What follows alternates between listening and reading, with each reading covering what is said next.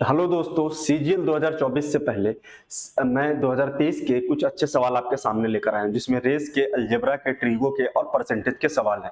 तो चलिए सेशन की शुरुआत करते हैं पहले सवाल के साथ, क्योंकि आपके पास टाइम है नहीं और मैं आपको ज्ञान देना नहीं चाहता, क्योंकि आपके पास ऑलरेडी बहुत ज्ञान है। ठीक है, तो काम की बात करते हैं और सेशन की शुरुआत करते हैं। पहला सवाल देखते हैं क्या कह रहा है रेस का।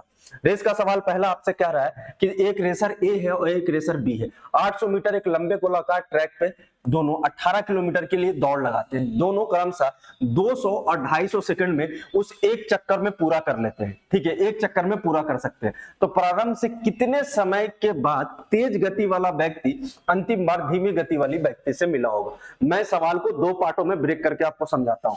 वो कह रहा है कि एक 800 मीटर का ट्रैक है, ठीक है, और पूरे उन लोगों को 18 किलोमीटर चलना है। कितना चलना है? 18 किलोमीटर चलना है। ठीक है, अब कह रहा है एक बंदा 200 सेकंड में पूरा करता है जो ए है, और बी जो है वो 250 सेकंड में पूरा करता है। ठीक है, तो अब कहा जा रहा है कि जब पहली बार वो चले होंगे, मान लीजिए पॉइंट सी है, यहां से ए भी चला होगा और बी भी चला होगा। ठीक है, तो पहली बार यहां पे मिले होंगे, फिर रास्ते में कई बार मिलेंगे ये। तो कहा जा रहा है कि पहली बार मिला है और जब अंतिम बार मिल रहा होगा तो वो टाइम ड्यूरेशन क्या रहा होगा, पहले और आखिरी के बीच टोटल टाइम कितना लगा होगा। ठीक है, तो यही आपसे सवाल पूछ रहा है। तो ए कितना टाइम लेता है? 200 सेकंड। ए का, बी का कितना है? 250 सेकंड। ठीक है, अब मुझे आप ये बात ये बताओ कि 200 सेकंड में ए एक चक्कर लगाता है, फिर अगले 200 सेकंड में आएगा यहाँ पे, फिर अगले 200 सेकंड में, मतलब 200 सेकंड, फिर 200 के मल्टीपल वाले ही नंबर पे ये सी पॉइंट पे आ रहा होगा, जहां पे बी के साथ इसने शुरुआत किया होगा। अच्छा, बी जो है इस सी पॉइंट पे कब आ रहा होगा? 250 के मल्टीपल में आ रहा होगा। हर बार एक बार में 250 मीटर आए, 250 सेकंड लिया, फिर दूसरी बार में आएगा, फिर 250 सेकंड लेके मतलब 500। तो इसका मतलब ये हुआ कि ये दोनों अपने अपने मल्टीपल के फॉर्म में इस पॉइंट से गुजर रहे होंगे। बट एक ऐसा भी आएगा जब दोनों का कॉमन एक मल्टीपल होगा। कॉमन मल्टीपल का मतलब, मेरा कहने का मतलब क्या है कि दोनों का एलसीएम। तो 200 और 250 का एलसीएम क्या होगा? 1000। 1000 सेकंड के बाद वो फिर से इस पॉइंट पे पहली बार गुजरेंगे। पहली बार कब गुजरेंगे? 1000 सेकंड के बाद इस पॉइंट से एक साथ गुजरेंगे, मतलब एक मिल रहे होंगे। ठीक है, अब हमें पता चल चुका है कि अगली बार भी जब इस पॉइंट पे वो गुजरेंगे तो जब 1000 सेकंड कंप्लीट होगा, तो मतलब ये बात हो गया कि एक बार गुजरे, दो बार गुजरे या तीन बार, वो 1000 के मल्टीपल में ही वो नंबर आएगा। मतलब जब जो भी हमारा आंसर है वो 1000 का मल्टीपल होगा। कौन सा 1000 का मल्टीपल है? एक ही ऑप्शन है ये। 4000 सेकंड के बाद वो अंतिम बार मिल रहे होंगे 4000 सेकंड में। अब आती है बात कि सर एक तो आ गया, मान लो कि 5000 आ जाता तो क्या करते? तो जब 5000 मेरे भाई आ जाता कि 5000 आपका आंसर है, दो ऑप्शन में 5000 दिख रहा, तब भी घबराने की कोई बात नहीं। दूसरा तरीका भी मैं आपको बता दे रहा हूं कि एक तो मल्टीपल ढूंढ लेना है टोटल टाइम का। अब देख लेते हैं, हमें पता है कि अगर 18 किलोमीटर जाना है तो कितना मीटर में कितना जाना? 18000 मीटर। एक चक्कर में 800 जा रहा, तो 18000 मीटर जाने में कितना चक्कर लगाना होगा? 800 से डिवाइड दे दो, दो जीरो से कट गए, ये 4 से दो बार में और 4 से ये 45 बार में। 45 बटे दो चक्कर लगाने पड़ेंगे। कितने लगाने पड़ेंगे? 45 बटे दो चक्कर। ठीक है, मतलब हर एक बंदे को इतना चक्कर लगाना पड़ेगा। अब मेरा कहने का मतलब है कि ये जो है 200 सेकंड में एक चक्कर लगाता है। 200 सेकंड में पूरा ये सर्कल घूम जा रहा है, मतलब कितना? एक चक्कर लगा रहा है। अब मैं कह रहा हूं कि अगर वो एक चक्कर 200 सेकंड में लगा रहा है तो 45 बटे दो चक्कर के लिए कितना टाइम लेगा? 4500 सेकंड। मतलब ये जो है 18 किलोमीटर का जो जर्नी है पूरा, वो कितनी देर में तय कर लेगा? 4500 सेकंड में तय कर लेगा। मतलब 4500 सेकंड के बाद वो रेस से बाहर हो जाएगा। अगर मुझे ऑप्शन में दिख जाता कहीं पे 4500 या 5000, तो मैं ये कहता कि ये तो 4500 सेकंड के बाद ही रेस से बाहर हो चुका है। अगर मुझे 3000 भी दिखता तो हमें पता है कि उससे पहले 4000 पे वो मिलेगा। ठीक है, क्योंकि 200 सेकंड में ही तो पूरा करता है वो। तो ये है तरीका सवाल लगाने का कि आपको अगर दो ऑप्शन टकरा जाते तो भी कर लेते, और नहीं टकराएंगे तो भी हम क्या कर लेंगे कि उसके मल्टीपल से सवाल को लगा लेते। आइए चलते हैं अगले सवाल की तरफ। अगला सवाल आपसे क्या कह रहा है? पढ़ना। ये भी रेस का सवाल है, अच्छा सवाल है, पढ़ना। क्या कह रहा है?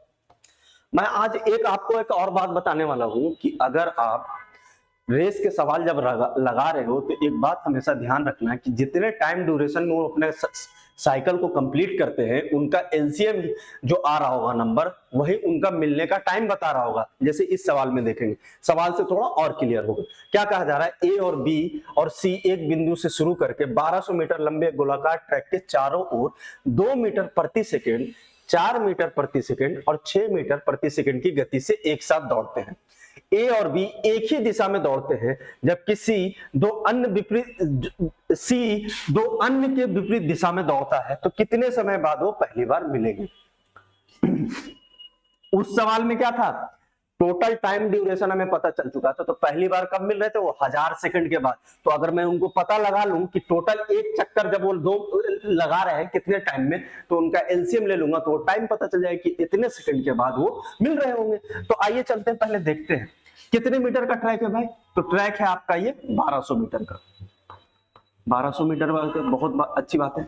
ए जो है उसकी स्पीड दे रखी है 2 मीटर पर सेकेंड, बी की स्पीड दे रखी है 4 मीटर पर सेकेंड और सी की स्पीड दे रखी है 6 मीटर पर सेकेंड। कहा जा रहा है कि ए और बी एक साथ जा रहे हैं और सी मान लो अपोजिट डायरेक्शन में। मान लो क्या वो कह ही रहे हैं कि अपोजिट डायरेक्शन में जा रहे हैं, तो मुझे पता है कि ए और बी जब इस तरफ से जा रहे हैं और सी इधर से जा रहा है, तो ये दोनों मिलेंगे कि सी किससे मिलेगा, बी से भी मिलेगा और ए से भी मिलेगा, और ए और बी भी एक बार मिलेंगे, क्योंकि बी भी, अगर बी की स्पीड ज्यादा है तो बी ए को ओवरटेक करके आगे निकलेगा, फिर चक्कर लगाते लगाते लगाते फिर एक बार आएगा और फिर से ए को ओवरटेक करके आगे निकल रहा होगा। तो मतलब कौन कौन मिलेंगे, ए और बी। उनकी रिलेटिव स्पीड अगर हम निकालें यहां से तो 2 मीटर पर सेकेंड आएगा, क्योंकि सेम ही डायरेक्शन में जा रहे हैं तो दोनों की स्पीड माइनस होगी, 4 - 2।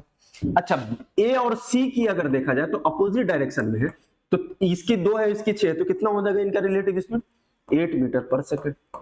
और बी और सी का देखा जाए तो इनका कितना हो जाएगा, 10 मीटर पर सेकेंड। देख रहे सवाल को। अब आते हैं सवाल पे। अगर 1200 मीटर का ये पूरा ट्रैक है तो ए और बी 2 मीटर प्रति सेकंड से जाएंगे तो कितना टाइम लेंगे, तो टोटल डिस्टेंस 1200 दे रखा है, स्पीड उनकी 2 मीटर पर सेकंड है, तो टाइम बराबर क्या होगा, तो डिस्टेंस अपॉन स्पीड, मतलब 1200 अपॉन 200 लेंगे तो कितना आ जाएगा, 600 सेकंड। फिर ए और सी इस पूरी दूरी को कवर करने में कितना टाइम लेंगे, टोटल डिस्टेंस 1200, स्पीड 8 है, तो 1200 अपॉन 8 अगर निकालेंगे तो कितना टाइम लग जाएगा, 15 8 20 से 150 सेकंड। किसको, ए और सी को। और टोटल डिस्टेंस कितना है, 1200, कितनी स्पीड से, 100 से जा रहा है, तो कितना हो जाएगा ये, 120 सेकंड। मतलब अब हमें इनका टोटल टाइम पता चल चुका है कि ए और बी अगर साथ में इस पूरे ट्रैक को कवर करना चाहेगा तो टोटल 600 सेकंड लगेगा, बी और ए और सी को 150 सेकंड लगेगा और बी और सी को 120 सेकंड लगेगा। मैंने अभी पिछले सवाल में आपको बताया था कि अगर हमें उनका टोटल टाइम ड्यूरेशन पता चल जाए कि एक चक्कर कंप्लीट करने में कितना टाइम लगता है, तो उनका एलसीएम जो निकाल लोगे वही उनका मिलने का टाइम होगा। तो 600, 150 और 120 का एलसीएम क्या होगा, 600 ही। मतलब क्या हुआ कि 600 सेकंड बाद वो सब एक साथ एक पॉइंट पे मिल रहे होंगे। और 600 सेकंड का मतलब क्या होता है कि 600 को अगर मिनट में मैं कन्वर्ट करना चाहूं तो 60 से डिवाइड दूंगा तो कितना आ जाएगा, 10 मिनट। मतलब 10 मिनट बाद वो उस ट्रैक पे एक साथ मिल रहे होंगे और वो ऑप्शन हो जाएगा आपका ए। अगर आपको थोड़ा सा वीडियो में कहीं किसी पॉइंट पे समझ नहीं आया है तो अब वीडियो को बैक करके देख सकते हैं, ठीक है। आइए चलते हैं अगले सवाल की तरफ। अगला सवाल है सिंप्लीफिकेशन और अलजेब्रा का। आप इसे खुद से ट्राई करो और आंसर निकालने की कोशिश करो, क्योंकि उसने 2023 के सवाल यहाँ पे मैं डिस्कस कर रहा हूँ। और 2023 का सवाल ये होता है कि आपको यहाँ पे सिलेक्टेड सवाल, मैंने अभी रेस के 2 सवाल का है, अब अलजेब्रा के ट्रिगो के आए हैं, अलजेब्रा के भी आएंगे, ज्योमेट्री के भी, एक ज्योमेट्री का नहीं, ज्योमेट्री मिक्स है, ट्रिगो के साथ आया है, ठीक है। तो जो अच्छे सवाल है वही यहाँ पे है। आपका टाइम जाया ना जाए, आप हो सकता है वीडियो बढ़ा कर भी देख ले, आपका टाइम भी बहुत इंपॉर्टेंट है क्योंकि पेपर बिल्कुल सर पे है, ठीक है। आइए चलते हैं, इस सवाल को देखते हैं क्या कह रहा है और कैसे लगाएंगे। 2x साइन 2 साइन 4x और साइन 6x। आप यहाँ वैल्यू अगर कोई डालना भी चाहेंगे तो बहुत कैलकुलेटिव हो सकता है, हो जाए। अगर आप एक यहाँ x की वैल्यू अगर 0 लेंगे तो सारा 0 बन जाएगा और 4 के 4 ऑप्शन आपके बराबर हो जाएंगे, तो आप तो 0 ले नहीं सकते, ठीक है। अगर आप 45 लेंगे तो ये 90 बनेगा, यहाँ आप 45 लेंगे ये भी कुछ वैल्यू आपको देगा, और यहाँ 45 लेंगे ये भी 90, फिर सबसे सेम ही फॉर्म बन रहा है। तो मतलब क्या हुआ कि यहाँ पे एंगल की वैल्यू ऐसे हम कुछ ले नहीं सकते, ठीक है। तो अब करेंगे क्या, तो देखेंगे पेयरिंग करेंगे कि क्या कोई पेयर बन रहा। हाँ पेयर बन रहा, ये साइन सी और साइन डी का फॉर्मूला बन रहा। तो साइन सी और साइन डी अभी का फॉर्मूला क्या होता है, साइन डी बराबर 2 sine C plus D by 2 into cos C minus D by 2। अगर 4 और 2 को जोड़ 6 और 2 को जोड़ेंगे तो 8 बनेगा, तो ये 2 साइन और ये क्या बन जाएगा 2 साइन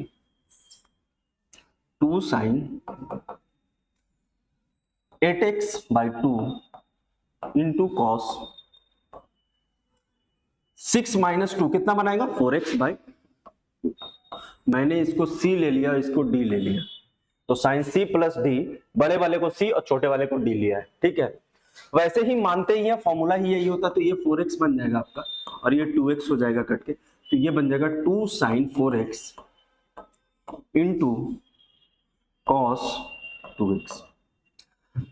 मुझे अब मैंने इन दोनों को सॉल्व करके सिर्फ ये इसमें बचा है, तो उसको यहां लिख लेते हैं 2 sine 4x plus 2 sine 4x into cos 2x। मुझे पता है 2 साइन 4x और 4x यहां कॉमन है तो कॉमन ले लिया, 2 साइन 4x कॉमन लिया है, तो अंदर क्या बचेगा 1 plus sign 1 plus cos 2x।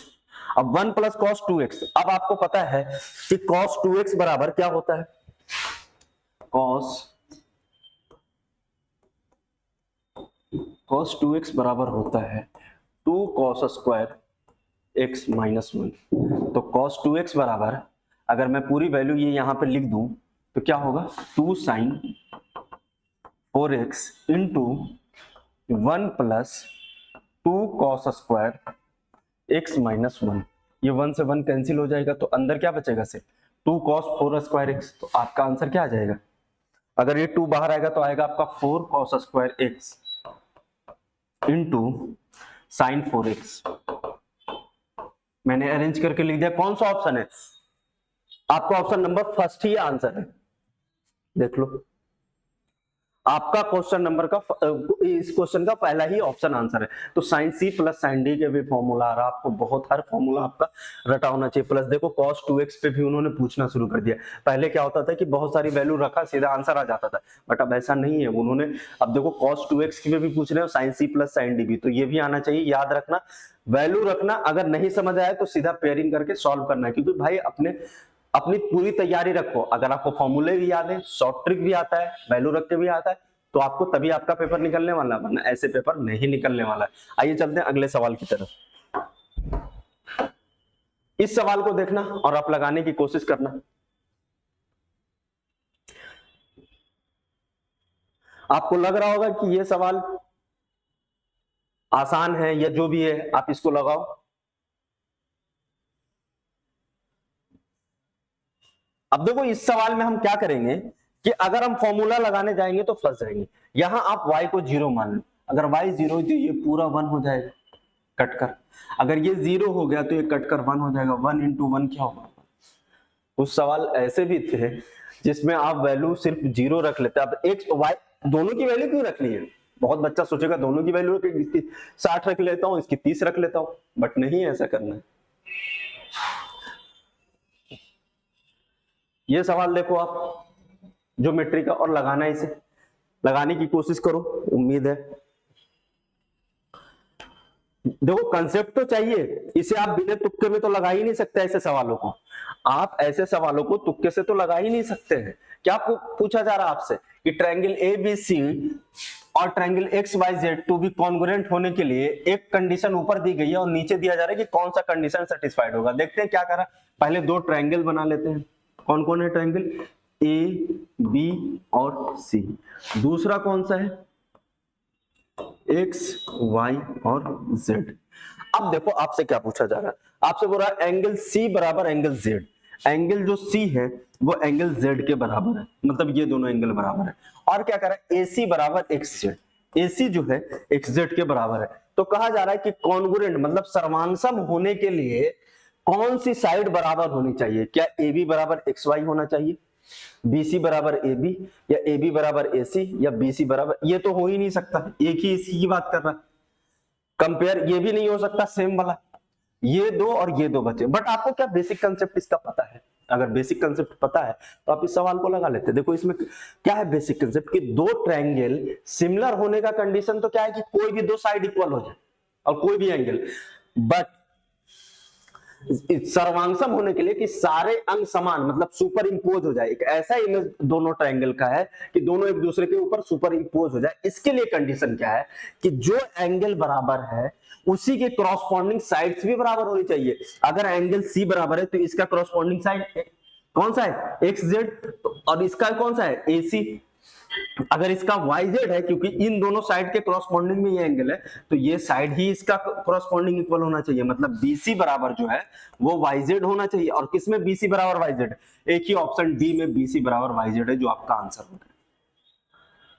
तो जब बेसिक नॉलेज रहेगा, हो सकता है वो बोल देता है कि ये वाली साइड सिमिलरिटी के लिए तो कोई भी एक एंगल बराबर हो गया, कोई भी एक साइड, ये भी साइड बराबर हो चल जाता, बट कॉन्ग्रुएंसी के लिए जो एंगल की बात कर रहा है, जो उसकी कॉरस्पॉन्डिंग साइड है, दूसरी भी उसकी कॉरस्पॉन्डिंग मतलब उसके साथ वाली साइड ही बराबर होनी चाहिए।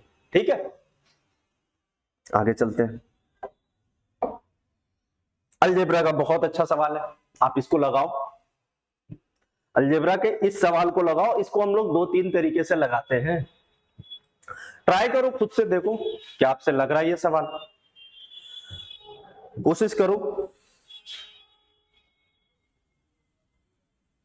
आइए चलते हैं, देखते हैं सवाल में कैसे करते हैं इस सवाल को।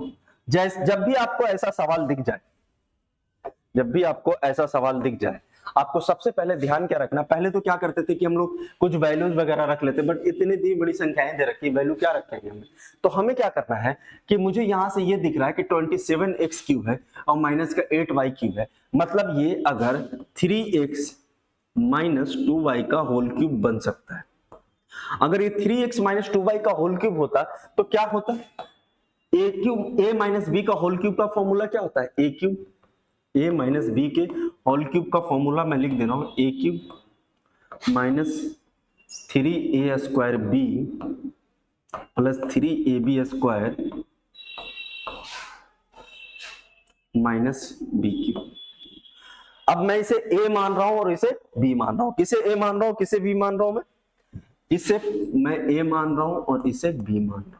ठीक है, अगर मैं इसे इसी फॉर्मेट में ब्रेक करूं तो 3 का क्यूब क्या होगा 27x क्यूब माइनस 3, मैं सीधा इसको सॉल्व करके ले 3a स्क्वायर, a का स्क्वायर 3 का स्क्वायर 9 9 27 दूनी 54, 54x square 54x square y होता है। अगला मैं 3ab स्क्वायर की वैल्यू यहां लिखना चाह रहा हूं, प्लस का ab स्क्वायर b का स्क्वायर करेंगे तो ये b है 4 हो गया, 4 दिए 12, 12 दिए 36, 36y x y square minus B cube 8y cube. मतलब अगर ये वाला फॉर्मेट इस फॉर्मेट में कन्वर्ट हो जाए तो मैं इस पूरे की जगह ये 3x माइनस 2y लिख सकता हूं ना। तो अगर मैं उसे इस फॉर्मेट में बनाना चाह रहा हूं तो ये माइनस का 58x स्क्वायर y है, उसे माइनस का 54x स्क्वायर y बनाना है। तो इस पूरे इक्वेशन में मैं कुछ जोड़ देता हूं, जैसे कि क्या जोड़ दूं, अगर मैं जोड़ना चाहूं इस पूरे इक्वेशन में तो प्लस का 4x square y minus 4x square y, ये दोनों कट के 0 हो जाएंगे, कोई फर्क नहीं पड़ने वाला इक्वेशन के ऊपर। वैसे अगर मुझे 31 को 36 बनाना है तो प्लस का 5x y स्क्वायर जोड़ना होगा। अगर इसमें प्लस का 5x y स्क्वायर जोड़ रहे हैं तो माइनस भी कर दे, ताकि इक्वेशन जो बैलेंस है वो उसके बैलेंस बनाना है, तो 5x y स्क्वायर। अब आते हैं, अब पूरे इस इक्वेशन में मैंने इन 4 टर्म को जोड़ा है, 4 के टर्म को जोड़ने से क्या फर्क होगा कि अगर इसका जो एक पार्ट है वो पूरा इसमें कन्वर्ट हो जाएगा, तो उस पूरे पार्ट को हम 3x माइनस 2y के क्यूब के फॉर्म में लिख सकते हैं। अब देखते हैं अगर इसे 54 बनाना है तो इसमें प्लस का 4 वाला ऐड करना होगा, तो ये फॉर्मेट में आ जाएगा। अगर इसे 36 बनाना है तो हमें क्या करना होगा, प्लस का 5 वाला जोड़ना होगा। मतलब ये और ये टर्म खत्म हो जाएंगे, बचेगा क्या, ये और ये। मतलब ये हो गया कि इस पूरे टर्म को मैं इस फॉर्मेट में लिख दूंगा और उसके साथ सिर्फ ये दो टर्म बचे रह जाएंगे। तो मैं इन पूरे को मिटा रहा हूं यहां से, और इसमें माइनस का 4x square Y minus 5x Y square बच गया।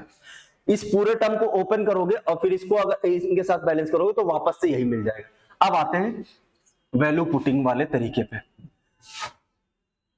x की वैल्यू क्या है, -5 है तो -15 हो गया, -7 है तो प्लस का 14 हो गया क्यूब, माइनस अगर मैं यहां से एक्स वाई कॉमन ले लूं तो अंदर में क्या बचेगा, 4x minus 5y, 4x plus 5y, और ये ब्रैकेट लगा दिया। यहां से माइनस का 1 क्यूब है, x और y की वैल्यू कितनी हो जाएगी, माइनस माइनस प्लस, ये माइनस का साइन है।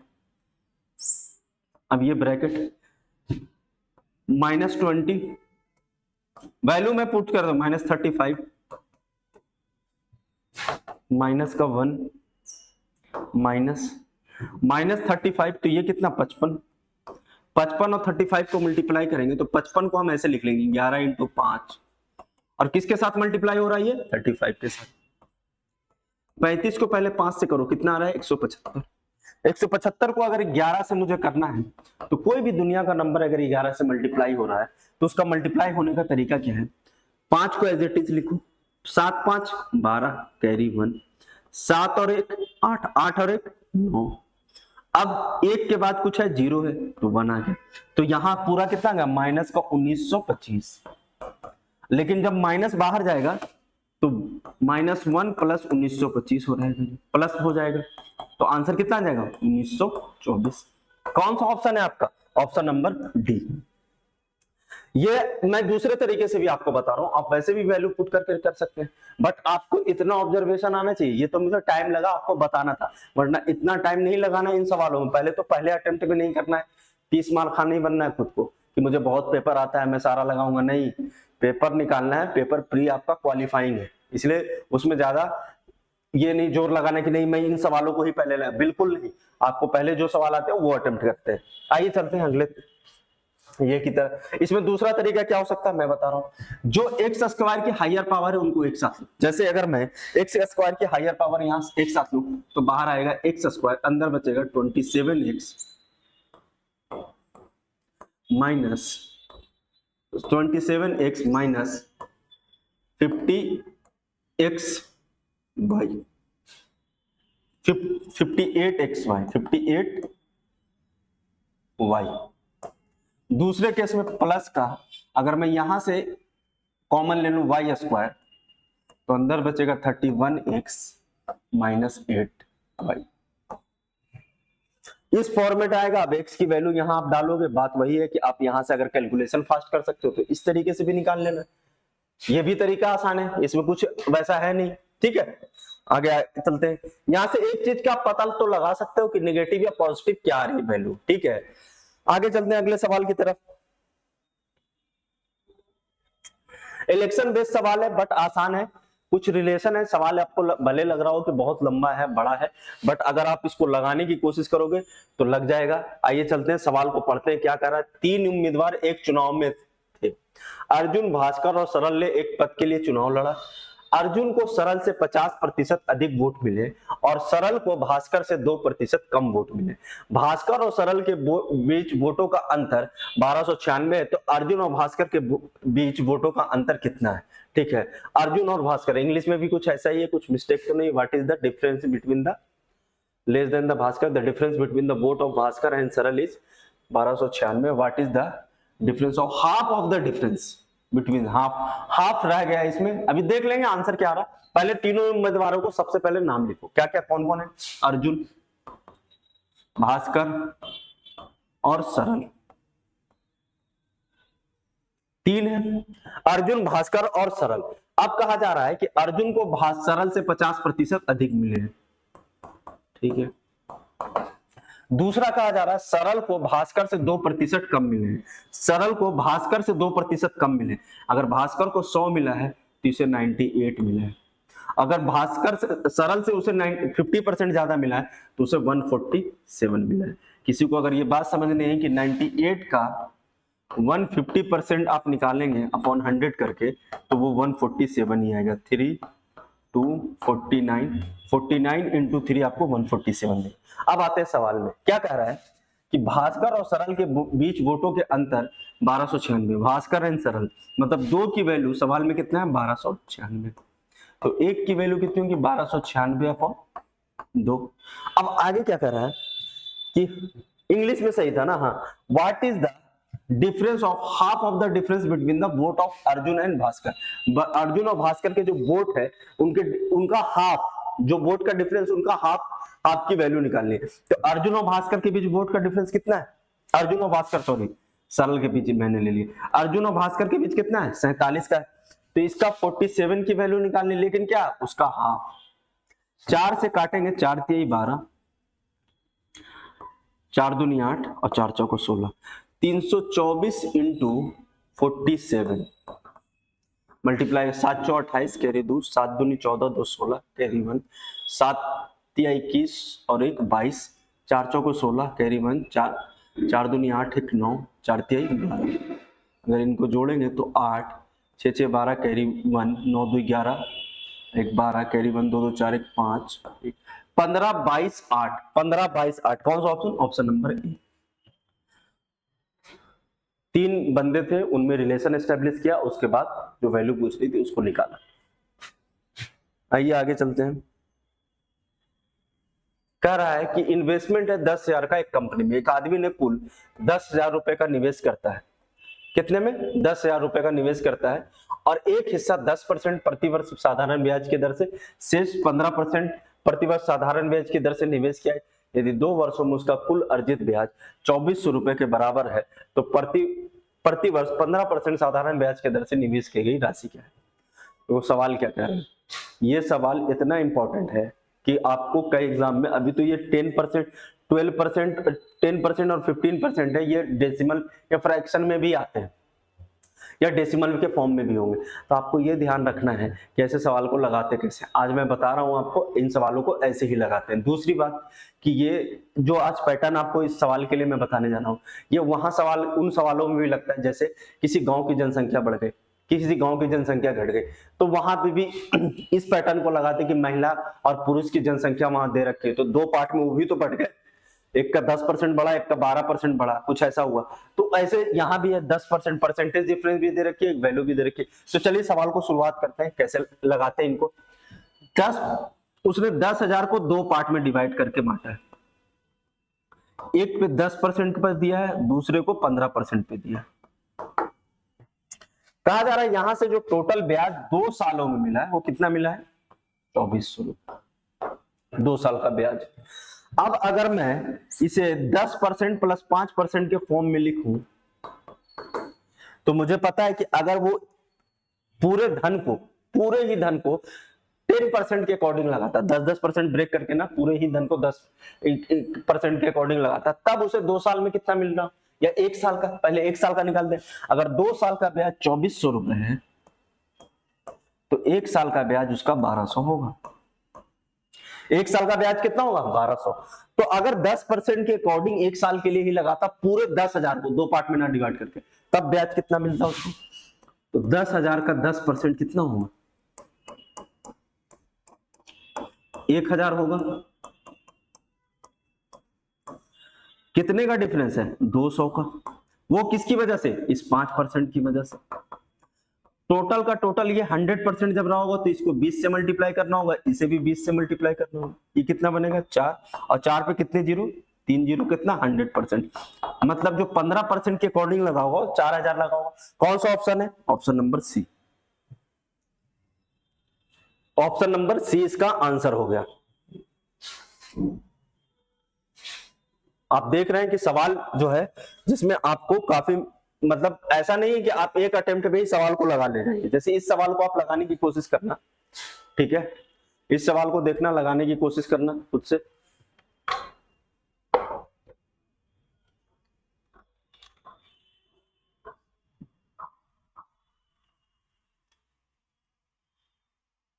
देखिए इस सवाल में कह रहा है कि एक यहां, जब भी ऐसा सवाल आपके सामने आए तो आपको करना क्या है, आपको पैटर्न ढूंढना है। पैटर्न क्या ढूंढना है कि क्या कुछ सिमिलरिटी है। नीचे वाले नंबर देखो सेक अल्फा और सेक अल्फा है, ठीक है। मुझसे साइन स्क्वायर बीटा की वैल्यू पूछिए, तो मैं अगर इस वाले पार्ट से इसे डिवाइड दे दूं तो sine beta upon sec alpha है upon cos beta upon sec alpha, और sine beta upon sec alpha क्या था 16, ये भी 16/15 हो जाएगा। इससे ये कट गया तो tan बीटा सीधा आपको मिल गया। tan बीटा क्या होता है 16/15। अगर ये 16 है तो ये 15 है और ये tan बीटा रहा होगा। अगर ये 16 ये 15 और ये राइट एंगल ट्रायंगल है तो इसका मतलब ये हुआ कि ये जो होगा इन दोनों के स्क्वायर के सम के बराबर होगा। तो h स्क्वायर बराबर आपका आ जाएगा 16 का स्क्वायर प्लस 15 का स्क्वायर, ये आपको दे देगा 256 प्लस 225, ये आपको 481 देगा। लेकिन h बराबर क्या होगा √481, तो √481 आ गई। आपसे पूछ रहा sine square beta, sine square beta, तो साइन बीटा क्या होगा, साइन स्क्वायर बीटा सीधा अगर निकालेंगे हम तो बीटा 16/16 का स्क्वायर अपॉन √481 का स्क्वायर, तो ये आ गया 256/481। कौन सा ऑप्शन हो गया आपका, ऑप्शन नंबर डी। तो पैटर्न ढूंढना होता और उसी पैटर्न के अकॉर्डिंग सवाल लगाना। अच्छा बहुत बच्चा क्या करता कि ये 16 और 15 है और जो आंसर है उसके स्क्वायर के फॉर्म में, ठीक है। तो आपको पता है कि साइन स्क्वायर बीटा है, अगर मान लो तो साइन बीटा की वैल्यू के साथ अगर ये ऊपर 1 है और यहाँ 16 और 1 अगर इसको मान लिया जाए और यहाँ भी ये 15 और ये 1 मान लिया जाए, ऐसे अगर ऐसे आप कर सकते हैं, बट ऐसा कुछ लॉजिकल बन नहीं रहा, तो ऐसे तो कर नहीं सकते। बट हाँ ऑप्शन के थ्रू आप जा सकते थे कि वैल्यू तो नेगेटिव नहीं आएगी, स्क्वायर होने की वजह से पॉजिटिव आएगी, तो ये दोनों ऑप्शन तो होने से रहा बचा ये दोनों ऑप्शन। अच्छा ये दोनों ऑप्शन में हमें साइन स्क्वायर बीटा निकालना है। साइन स्क्वायर बीटा जो होता है हाइपोटेनस उसके अपॉन में आता है, और हाइपोटेनस क्या होता है परपेंडिकुलर से छोटा होता है, परपेंडिकुलर से बड़ा होता है। किसमें हाइपोटेनस परपेंडिकुलर, अगर ये हाइपोटेनस होगा और ये परपेंडिकुलर रहा होगा तो कभी साइन स्क्वायर बीटा के लिए तो आएगा नहीं, ठीक है। अब ऐसे भी साइन स्क्वायर बीटा करोगे तो 16 का स्क्वायर 256 इसी में दिख रहा है। तो अगर इस सवाल को पूरा टच ना भी करते तो ऑप्शन से भी लगा सकते थे इस सवाल को। तो ये ऐसा क्या है कि जब आप सवाल लगा रहे होते, तो मैंने बोला था कि ये सेशन बहुत प्रोडक्टिव होने वाला है। अगर आप जब लगाओगे तो हर तरीके से सवाल को सोच कर करने की जरूरत है, तभी आपका सिलेक्शन हो पाएगा, ठीक है। आइए चलते हैं आगे। अब इस सवाल को आप लगाना, इस सवाल को देखो क्या कह रहा है, कितना बढ़िया सवाल है ये। कह रहा है कि sec theta plus cos theta बराबर 32 है, तो sec square theta plus cos square theta बराबर क्या होगा।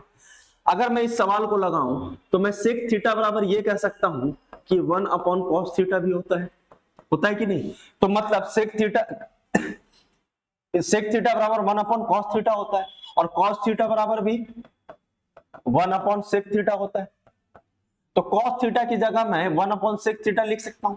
तो ये क्या हो गया sec theta plus 1/sec theta बराबर 32। अगर मैं इस पूरे को x मान लूं तो मैं कह सकता हूं x प्लस 1/x बराबर क्या है 32। आपसे पूछा क्या है x square plus 1/x square, तो x square plus 1/x square क्या होगा। x प्लस 1/x से जब यहां जा रहे होते हैं तो क्या करते हैं, इसकी वैल्यू का स्क्वायर -2 मतलब n स्क्वायर -2, तो 32 का square 1024 -2 1022।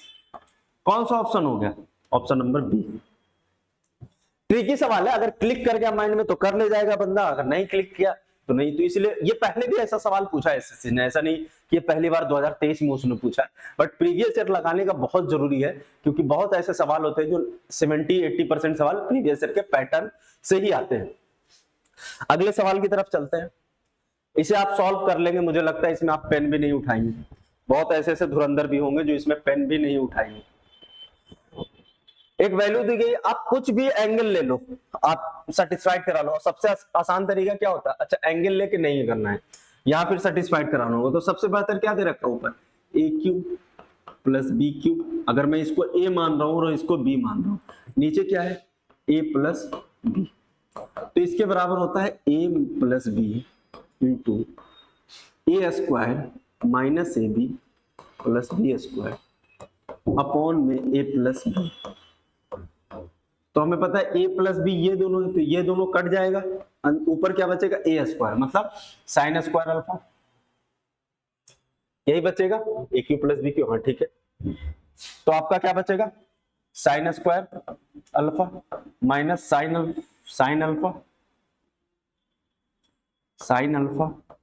Into cos alpha plus sine square cos square alpha. Cos square alpha plus sine square alpha कितना बना देगा 1, तो 1 minus sine alpha into cos alpha. कौन सा ऑप्शन आपका होगा, ऑप्शन नंबर बी सही होगा, ऑप्शन नंबर आपका बी सही हो गया। चलते हैं अगले सवाल की तरफ।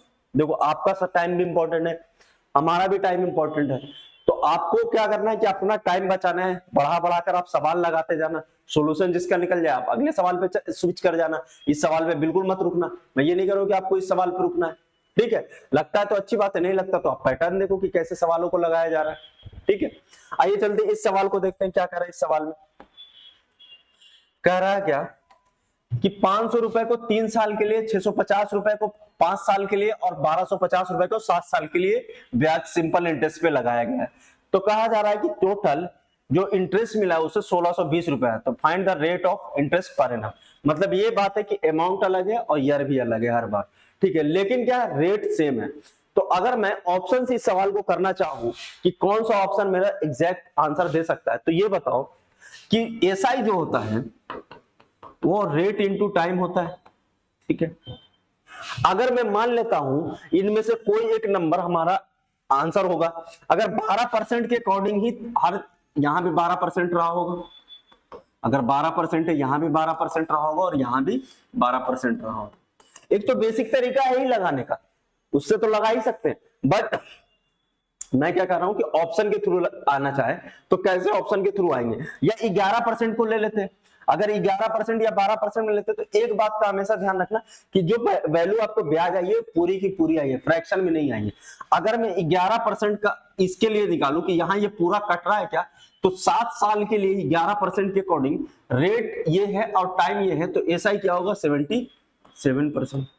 तो 1250 का 77% निकालूंगा मैं, 1250 का 77% निकालना चाहूंगा तो वैल्यू फ्रैक्शन में आ रही है, वैल्यू फ्रैक्शन में आ रही है। लेकिन हो सकता है कि दूसरे वाले का भी वैल्यू फ्रैक्शन में आ रहा होगा, इसके जोड़ के कंप्लीट नंबर बनाने, तो चेक कर लेता हूं 11% को और किसी के साथ, अगर मैं इसके साथ जोड़ू, इसके साथ देखता हूं तो 55%, 65 इंटू 55, ये भी पूरी वैल्यू आ रही है 11×55 अपॉन 650 का अगर मैं 55% निकालना चाहूं,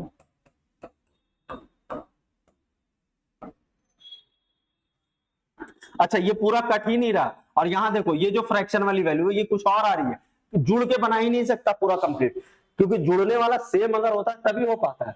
मतलब क्या है कि जो 11% है वो ले ही नहीं सकते हम वो नंबर लेंगे जो कंप्लीट फ्रैक्शन ना बना के, जो कंप्लीट वैल्यू हमें दे रहा है। जैसे 12% को अगर 7 के साथ लेते हैं हम, तो 12 7 84, 125, 1250 का 84% निकालेंगे। अगर कंप्लीट नंबर हो रहा तो इसके चांसेस ज्यादा है, क्योंकि यहाँ जीरो कम है, यहाँ डबल जीरो तो कट जाएगा, और ये भी 2 5 है तो कटने के चांस ज्यादा है।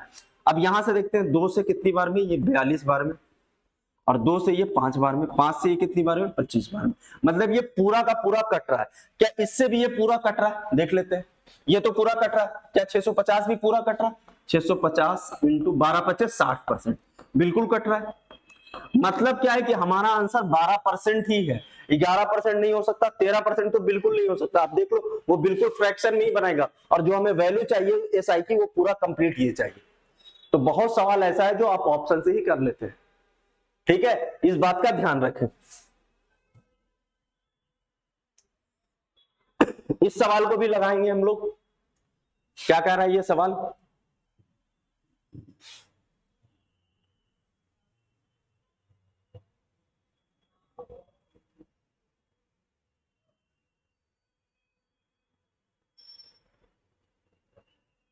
क्वेश्चन, ठीक है।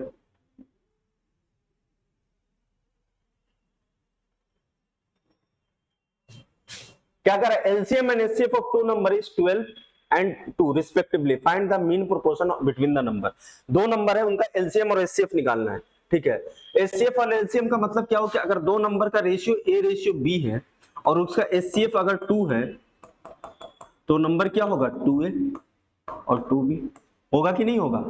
और हमें पता है कि first number into second number बराबर होता है एलसीएम इंटू एचसीएफ। तो first number 2a, second number 2b, LCM 12 और एचसीएफ 2, 2 से एक 2 कट गया और इस 2 से ये कट गया 6 बार में, तो ab बराबर कितना आ गया 6। ab बराबर 6 का मतलब होगा कि इसके दो पेयर, एक तो 1 और 6 और 2 एंड 3 ही पॉसिबल है। अगर 2 और 3 है, a की वैल्यू 2 है और b की, तो नंबर क्या होगा 2 से मल्टीप्लाई कर देंगे, 2a बराबर 4 और इसको भी 2 से मल्टीप्लाई करेंगे, कितना आ गया 6। एक नंबर 4 है, एक नंबर 6 है। मीन प्रोपोर्शन क्या होता है, मीन प्रोपोर्शन होता है अंडर रूट ए बी, 2 और 4, 4 इंटू 6 कितना आ गया अंडर रूट 24, ये कितना हो गया 2 रूट 6। कौन सा ऑप्शन है हमारा 2 रूट 6, एक ही है। और आगे दूसरा तरीका भी है, अगर मान लो कि 1 और 6 इसका वो नंबर होते तो 2 से अगर मल्टीप्लाई करेंगे 1 को तो एक आएगा 2 और दूसरा आएगा 12। अगर इसका भी मीन प्रोपोर्शन निकालेंगे तो 2 इंटू 12 कितना आ रहा है अंडर रूट 24, जो कि है 2 रूट 6। तो ऑप्शन तब भी बी ही आ रहा है। ऐसा नहीं कि इस सवाल को आपको आता नहीं होगा या आप कर नहीं पाते, बट देखो कितना बेसिक इंफॉर्मेशन दिया गया है और कुछ नहीं हो सकता बहुत बच्चों से ये सवाल ना लगा हो, क्योंकि बेसिक नॉलेज आपको चाहिए ही होता है, ठीक है। एक सर्कुलर पाथ है जो 693 मीटर का है। Sujata and Anjali start walking with the same point on the opposite direction with the speed of 2.85 kilometre per hour and 15 kilometre per second respectively when they will meet at the first time. फिर से वही सवाल है, इससे पहले भी बोला था कि पहली बार कब मिलेंगे। इस बार ट्रैक की लेंथ कितनी है 693 और अपोजिट डायरेक्शन में जा रहे हैं तो क्या होगा स्पीड ऐड हो जाएगा, टोटल टाइम निकाल लेंगे। तो अपोजिट डायरेक्शन में जा रहे हैं तो एक की स्पीड अगर 2.85 है तो मीटर पर सेकंड में चेंज कर लेंगे, क्योंकि मीटर में दोनों की दे रखी है। तो 285 अपॉन 10 इंटू 5/18, 5 दूनी 10, 2 से इसे काटे 3 से काटेंगे तो 9 बार में, 3 से काटेंगे तो 6 बार में, 3 से इसे काटेंगे 5 और कट रहा नहीं, 95/12 आ गया मीटर पर सेकेंड। अपोजिट डायरेक्शन में तो स्पीड ऐड हो जाएगी, तो 95/12 प्लस कितनी दूसरे वाली की है 1.5, तो 15/10। एलसीएम कितना आएगा 60 ले लेते हैं एलसीएम, 12 और 10 का 5 बार में 5, 25 कैरी 2, 9 5 45 2 47, इसे 6 बार में 90, तो यहां से आ गया 5, 9 7 16, 4 1 5 अपॉन 60। ये आ गया रिलेटिव स्पीड। टोटल डिस्टेंस कितना आ जाए 693 अपॉन 565 से अपॉन 60, तो ये ऊपर चला जाएगा 60। अच्छा ये पूरा सेकंड में है, आपको किस में लाना है, आपको किस में लाना है, आपको लाना है मिनट में। तो पूरा सेकंड में है तो कैसे कन्वर्ट होगा मिनट में, क्या पूरा सही हमारा आ रहा है 693, 5/18 285।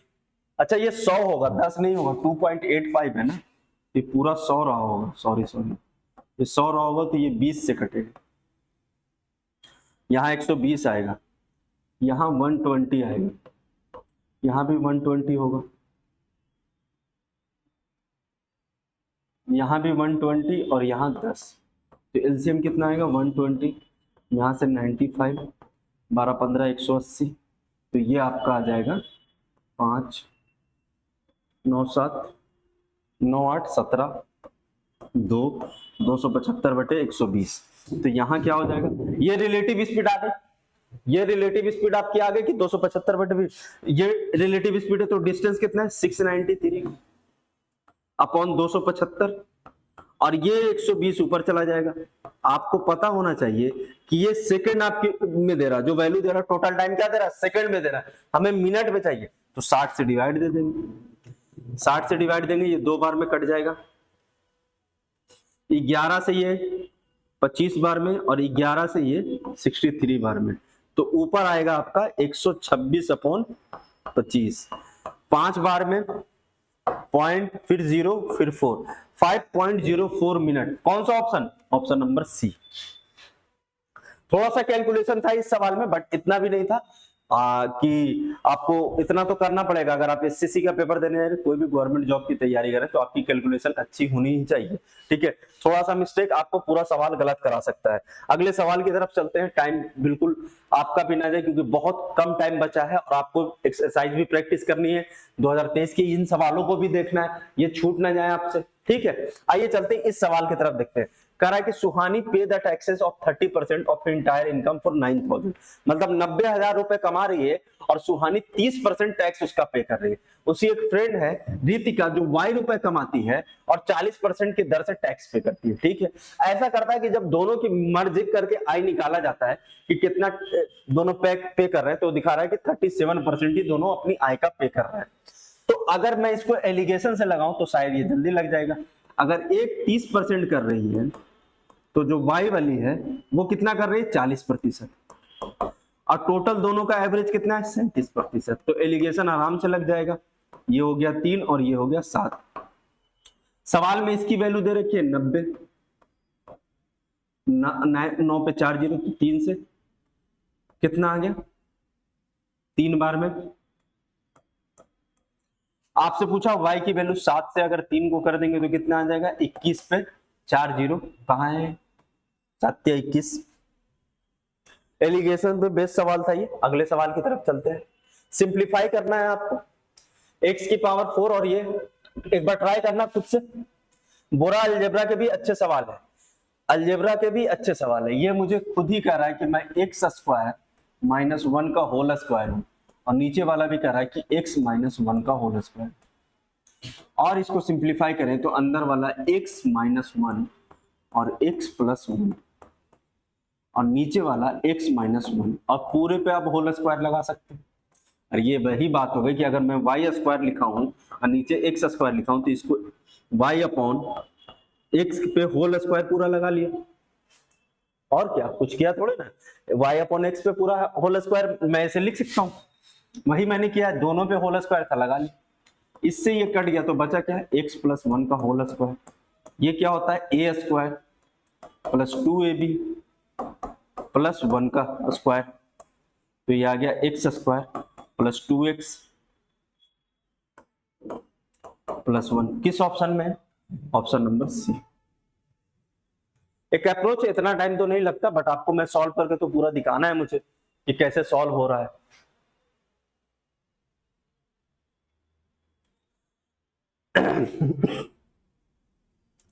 पढ़ना।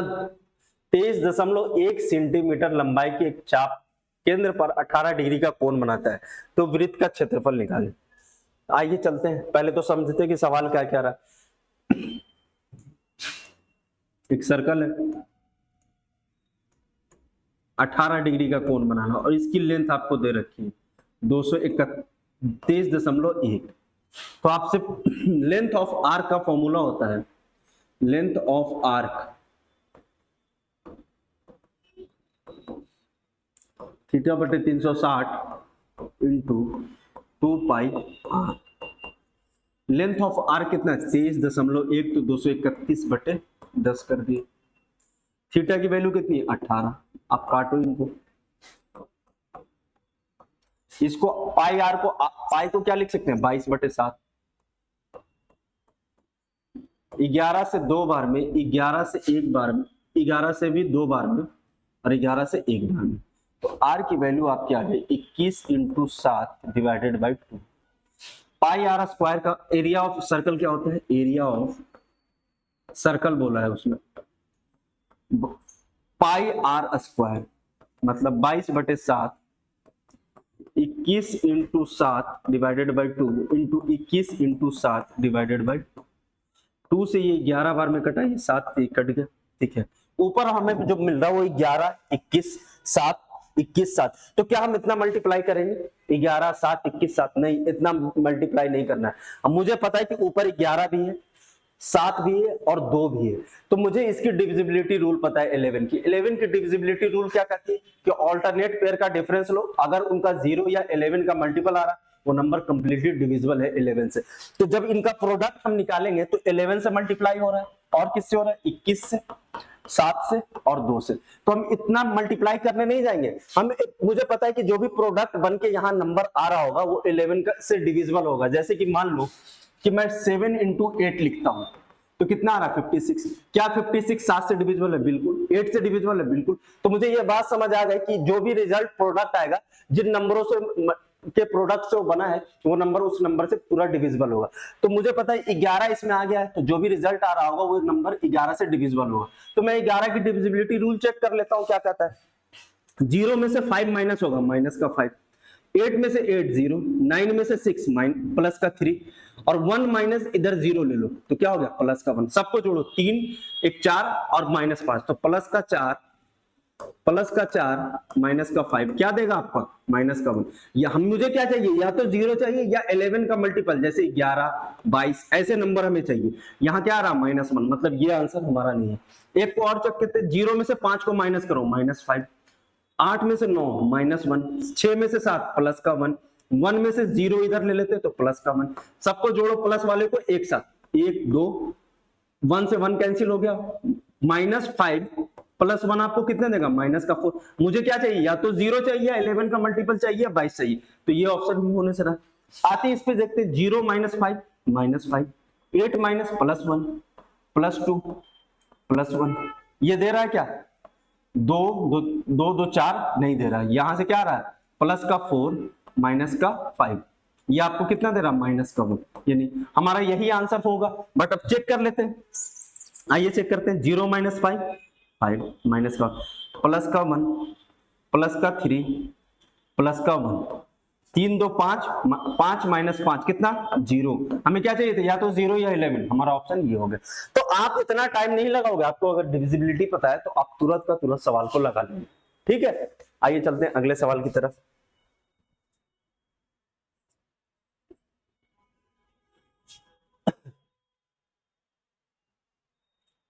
नाइन्टी परसेंट किसका है सवाल? ये निर्वाचन क्षेत्र में मतदाता सूची में कुछ लोगों ने 90% लोगों ने चुनाव में भाग लिया, चुनाव के दौरान वोट डाले। 90% लोगों ने चुनाव में वोट डाले, 15% वोट जो थे अवैध घोषित कर दिए गए और जीते हुए को 60% वैध वोटों का मिला।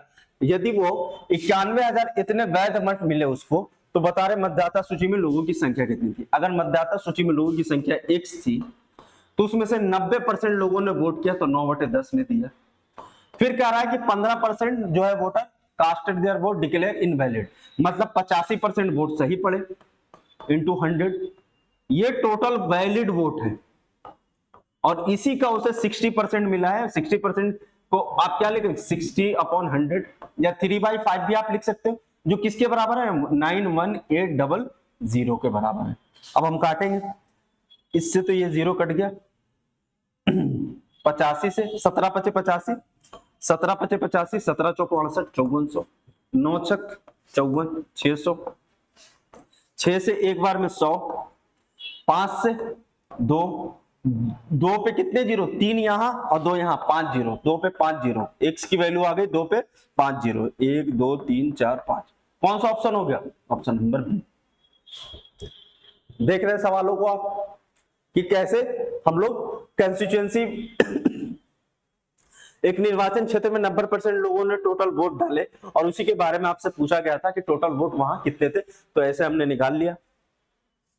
आगे देखते हैं, 6 डिजिट नंबर, 6 अंकों की संख्या 33 से विभाज्य है। यदि संख्या में 54 जोड़ दिया जाए तो बनी नई संख्या भी इससे विभाज्य होगी।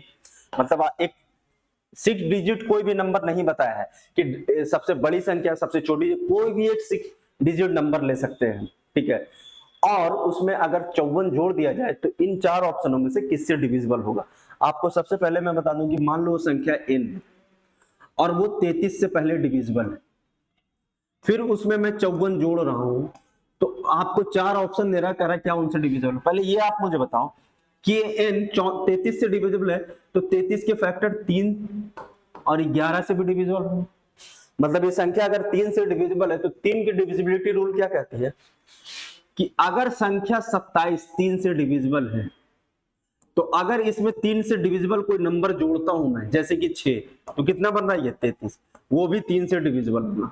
अगर मैं मानूं कि 36 वो नंबर है जो 3 से डिविजिबल है, अगर मैं 3 से डिविजिबल एक नंबर 12 इसमें जोड़ता हूं तो उसका रिजल्ट भी 3 से डिविजिबल होगा।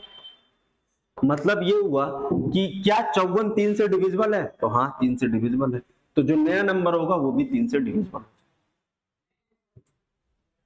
आ रही समझ में कि सवाल देखो ऐसा था कि आपके कंसेप्ट अगर अच्छे होते तो आप लगा लेते, ठीक है। अगर कंसेप्ट नहीं है, नहीं तो आपको हिट एंड ट्रायल टाइप लगाना है कि कुछ नंबर वैसा मान लो, जैसे हमने ये माना कि 11 और 33 3 की डिविजिबिलिटी में देखा हमने कि ये नंबर 3 से डिविजिबल भी हो रहा है, तो ऐसे अप्रोच तो आपको रखने पड़ेंगे।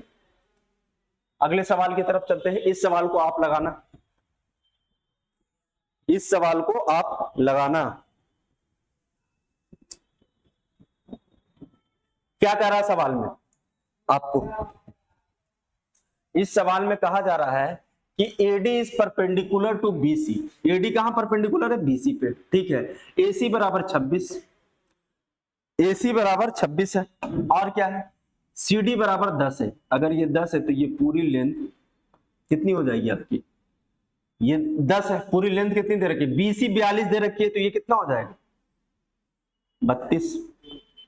अच्छा, ये राइट एंगल ट्रायंगल है तो इधर भी 90 डिग्री बना रहा होगा। अगर ये 26 है, ये 10 है, तो ये 13 इंटू 2 है, और ये 5 इंटू 2 है। तो हमें पता है कि 13, 5 और 12 का ट्रिपलेट बनता है, तो ये भी 12 इंटू 2 कितना रहा होगा? 24।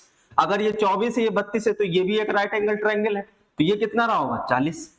अब हमें पता चल चुका है सारी साइडें, अब वैल्यू रखनी है 6 upon cos x. Cos x, cos x क्या होगा? बेस, बेस क्या होगा? सामने वाली जिस एंगल की बात कर रहा हूं उसके सामने वाली साइड तो परपेंडिकुलर होती है, और जिसके साथ वो 90 डिग्री बना रहा होता है वो क्या होता है? बेस होता है। तो इसमें बेस क्या होगा? 24। 24 अपॉन हाइपोटेनस इस ट्रायंगल में कौन है? 26। तो 24 अपॉन 26 होगा।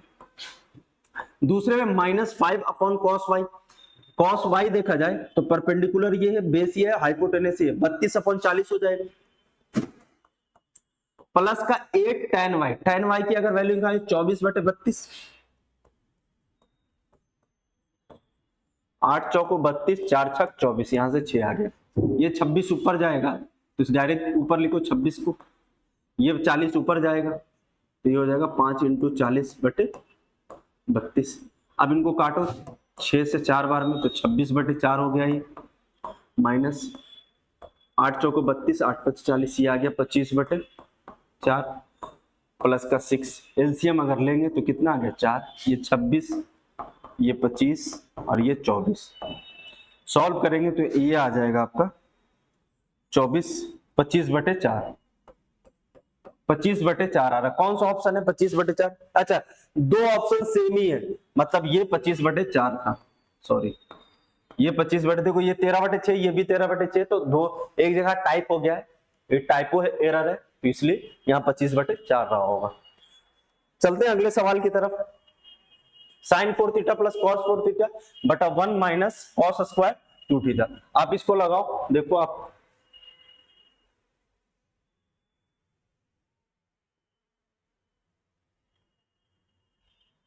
ऐसे सवालों में पेन भी ना उठाओगे तो काम चल जाएगा, बट आपको कुछ चीजें यहां जानना जरूरी है।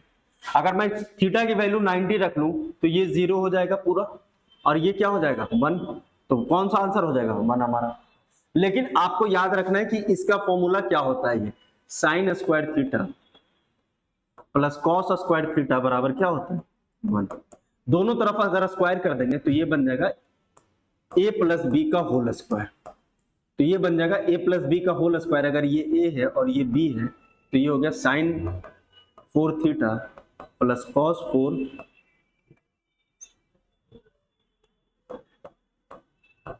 Plus 2 sine square theta into cos square theta बराबर 1। तो साइन 4 थीटा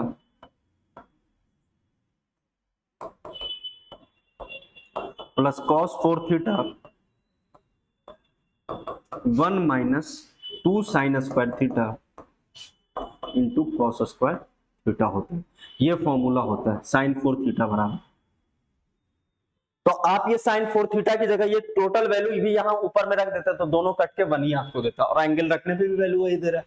तो आपको दोनों अप्रोच रखना है, फॉर्मूला वाला भी और एंगल की वैल्यू रखने वाला, मतलब शॉर्ट ट्रिक भी रखना है। आइए चलते हैं आगे, देर नहीं करना है बिल्कुल। क्या कहा जा रहा है सवाल में? 10,000 रुपए की मूल्य की वस्तु को कोई खरीद पर एक दुकानदार अपने ग्राहकों को 500 रुपए की छूट देता है, और इसके अलावा क्रेडिट कार्ड से भुगतान करने पर वो 7% का अतिरिक्त छूट देता है। यदि कोई ग्राहक क्रेडिट कार्ड का उपयोग करता है तो 10,000 रुपए के सामान खरीदता है तो उसे कितना भुगतान करना होगा? और सवाल को आसानी से समझते हैं। क्या कहा जा रहा है कि मूल्य उसका भैया 10,000 रुपए है, 10,000 रुपए है, कर 500 का डिस्काउंट दे दिया, वस्तु कितनी की हो गई? 9500 की। उसके बाद भी कह रहा है कि 7% का और डिस्काउंट है भैया, तो मैं कहूंगा कि 9500 की तो थी वस्तु, 7% का डिस्काउंट मतलब 93% पे बेच दी गई।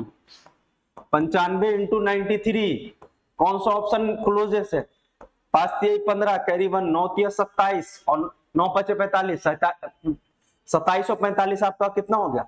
7 5 12 1 13, 73, 35 है किसी में? हाँ है, एक ही ऑप्शन में दिख रहा है, यही आंसर होगा। और देख लेते हैं, लेकिन 9 9 81, 81 और 7 88, यही आंसर हो गया। चलते हैं अगले सवाल की तरफ। tan a/2 बराबर x है तो find the value of x। कितना बढ़िया सवाल है, लगाओ इसे, ट्राई करो आप लोग। क्या कह रहा है सवाल? ऐसे सवालों में वैल्यू कहां से रखोगे बताओ?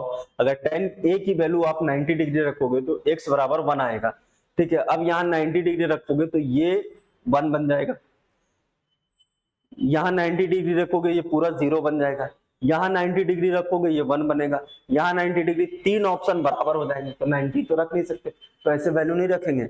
हम क्या करेंगे? फॉर्मूले का इस्तेमाल। क्यों? क्योंककि सवाल अच्छे हैं ये, जो आपको फॉर्मूला लिखना सिखाएंगे, आपको असली गवर्नमेंट जॉब निकालना क्या होता है वो सिखाएंगे। क्या कहा जा रहा है? tan a/2, tan a/2 को डायरेक्ट मैं sin a/2 लिख सकता हूं अपॉन cos a/2 बराबर क्या है? x। अगर मैं इसकी वैल्यू निकालना चाहूं तो पहले मैं आपको बताना चाहता हूं cos 2a बराबर क्या होता है? 1 माइनस 2 साइन स्क्वायर a। अगर मैं ये एक a हटाऊं यहां से तो ये cos a बराबर क्या होता है? 1 माइनस 2 साइन स्क्वायर a/2। अब मुझे साइन a/2 चाहिए तो मुझे a/2 यहां दिख रहा है, मैं इसकी वैल्यू निकाल सकता हूं। अगर मैं इसको उधर लेकर जाऊं, उसी इधर लेकर आऊं तो ये बन जाएगा 2 साइन स्क्वायर a/2 बराबर 1 माइनस कॉस a। तो साइन स्क्वायर a/2 बराबर हो जाएगा under root 1 minus cos a। पहले तो अब साइन a/2 की स्क्वायर नहीं आएगा, यहाँ साइन a/2, साइन a/2 किस में? 1 माइनस कॉस a अपॉन 2 है। पहले किस ऑप्शन में? 1 माइनस, सिर्फ एक ही ऑप्शन में, पूरा सॉल्व भी नहीं करना था, क्योंकि आप इसको यहां पे इसकी जगह ले आकर पुट करोगे under root 1 minus cos a और फिर अपॉन में कॉस 2a की वैल्यू रखोगे तो कट कर जो भी आएगा ऊपर तो 1 माइनस कॉस a बचेगा ना, और 1 माइनस कॉस a एक ही ऑप्शन में। अच्छा 1 माइनस साइन a वाला हो ही नहीं सकता, ठीक है। अब अगर मैं cos 2a की वैल्यू ये भी निकालना चाहूं तो मैं निकाल सकता हूं। मुझे पता है कि cos a बराबर क्या होता है? 2 cos स्क्वायर a/2 माइनस 1। अगर मैं इस 1 को उधर ले जाऊं तो 2 cos स्क्वायर a/2 बराबर हो जाएगा cos a प्लस 1। अब cos a/2 बराबर आपका हो जाएगा 1 plus cos a divided by 2 root में। तो cos a/2 भी 1 प्लस रूट, किसमें है ये? प्लस 1, यहां ये रूट लगा लेना भाई साहब, ठीक है। तो एक को ही सॉल्व करके आपको आंसर टिक कर देना, ये नहीं कि पूरा सॉल्व करने में लगे हैं। अगली बार हो सकता है कॉट का पूछ ले कि cot a/2 आपको दे रखा है, cot a/2 बराबर x दे रखा हो, तो ये क्या होता है?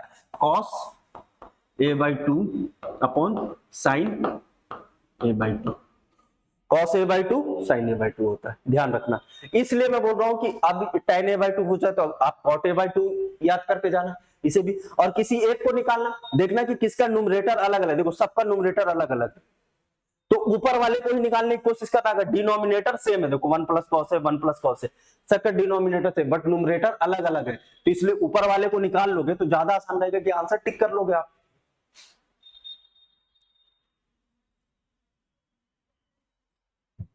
इस सवाल को देखते हैं। एक निर्वाचन क्षेत्र में मतदाता सूची में शामिल लोगों में से 85% लोगों ने चुनाव के दौरान अपना वोट डाले, 10% वोट अवैध घोषित कर दिए गए। यदि मतदाता सूची में 3 लाख लोग थे तो धर्म को 1,37,700 वोट मिले, तो धर्म को कुल वैध मतों का कितना प्रतिशत प्राप्त हुआ। पहले तो आप सबसे पहले वैध मत निकालोगे तभी आप परसेंटेज निकाल पाओगे। अच्छा, परसेंटेज भी फ्रैक्शन में है, मतलब डेसिमल में है, तो इसको अच्छे से थोड़ा करना होगा। टोटल वोट है कितने, 3 लाख, 3 पे कितने जीरो है, 5, 1 2 3 4 5, वोट कितने पड़े, 85% लोगों ने वोट डाले, 85/100। 10% वोट अवैध हो गए तो सही वोट कितने रहे, 9। ये आपका वैलिड वोट है, ये आपका वैलिड वोट है। कह रहा है धर्म को ये वैलिड वोट जो उसको वोट पड़े इसका कितना प्रतिशत है, तो पहले वैलिड वोट को थोड़ा सॉल्व कर ले। 3 जीरो नीचे काट लो भैया, 3 जीरो काट लिया, तो वैलिड वोट जो हमारा आ गया वो अपॉन में आएगा, कितना आएगा, 300 इंटू 85 इंटू 9 इंटू 100, और ऊपर में क्या आएगा, 1137700, 2 जीरो से 2 जीरो कट गया, 17 पचे 85, 17 8 36 से, और 17 एकम 17, 9 9 81, 3 तिहाई 9, 20 पचे 100, 20 तिहाई 60, 60% आंसर है। आप स्क्रीनशॉट ले लो या खुद से सॉल्व करो, वीडियो पॉज करके, मर्जी आपकी, आपका टाइम बहुत कीमती है, इस बात का आप ध्यान रखें।